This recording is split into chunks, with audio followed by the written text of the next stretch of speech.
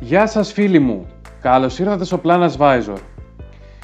Το κλάδεμα καρποφορίας στο αμπέλι αποτελεί μια πολύ σημαντική καλλιεργητική εργασία η οποία γίνεται κάθε χρόνο και απαιτεί λεπτό χειρισμό, γνώσης και αρκετές ώρες. Χωρίζεται σε χειμερινό κλάδεμα και σε καλοκαιρινό. Στο συγκεκριμένο βίντεο θα μιλήσουμε για το χειμερινό κλάδεμα καρποφορίας, το οποίο γίνεται κατά τη διάρκεια του λιθάργου. Με το χειμερινό κλάδεμα επιλέγουμε το πόσες παραγωγικές μονάδες θα αφήσουμε σε κάθε πρέμνο και τον αριθμό των λανθανόντων οφθαλμών που θα αφήσουμε πάνω σε αυτές. Το κλάδεμα καρποφορίας διακρίνεται σε τρεις κατηγορίες.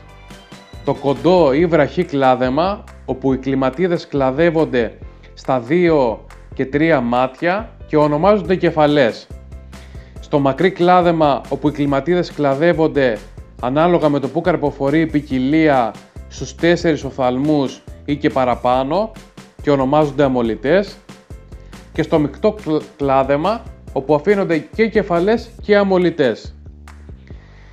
Στους οφθαλμούς που αφήνουμε δεν μετράμε τον τυφλό οφθαλμό, που είναι ο οφθαλμός που βρίσκεται στη μασχάλη της κλιματίδας. Το κλάδεμα καρποφορίας σκοπεύει στην εξισορρόπηση βλάστησης και παραγωγής των πρέμνων, στη διατήρηση του επιθυμητού σχήματος, στον καλό αερισμό και φωτισμό των πρέμνων, σε μια σταθερή και ομοιόμορφη ετήσια παραγωγή, αλλά και στην καλή ποιότητα των παραγόμενων σταφεγιών του αμπελιού μας. Το πώς θα κλαδέψουμε ένα πρέμνο, δηλαδή αν θα εφαρμόσουμε κοντό ή μακρύ ή μεικτό κλάδεμα, εξαρτάται κυρίως από την ποικιλία και το πού βρίσκονται οι γόνιμοι οφθαλμοί. Για παράδειγμα, σε ποικιλίες όπου οι γόνιμοι οφθαλμοί βρίσκονται στη βάση της κλιματίδας, εφαρμόζεται κοντό κλάδεμα στους 2 ή 3 οφθαλμούς. Ενώ για παράδειγμα, σε ποικιλίες που οι οφθαλμοί της βάσης είναι άγονοι, εφαρμόζεται μακρύ κλάδεμα. Ο τρόπος κλαδέματος εξαρτάται επίσης από την ευρωστία των πρέμνων, τη γονιμότητα του κτήματος και τις κλιματικές συνθήκες της περιοχής.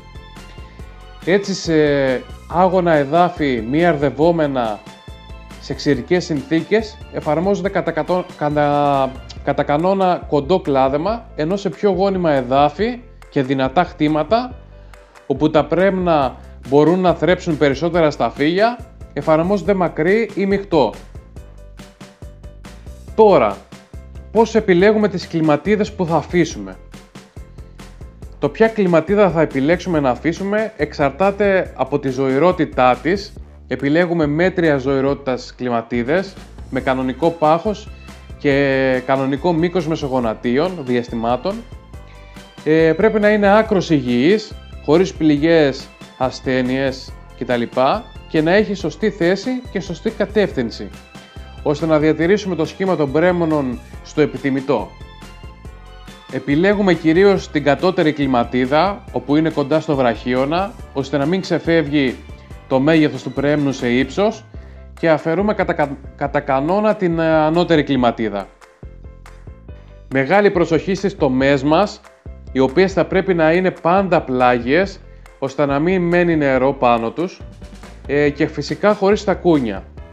Επίσης, πολύ σημαντικό είναι να απολυμμένονται τα εργαλεία κλαδέματος σε διάλειμμα 2% φορμόλι σε νερό ή 10% χλωρίνη σε νερό, για την αποφυγή μετάδοσης ασθενειών ξύλου, όπως είναι η ίσκα της αμπέλου, η οποία είναι μια ασθένεια κιόλας χωρίς θεραπεία.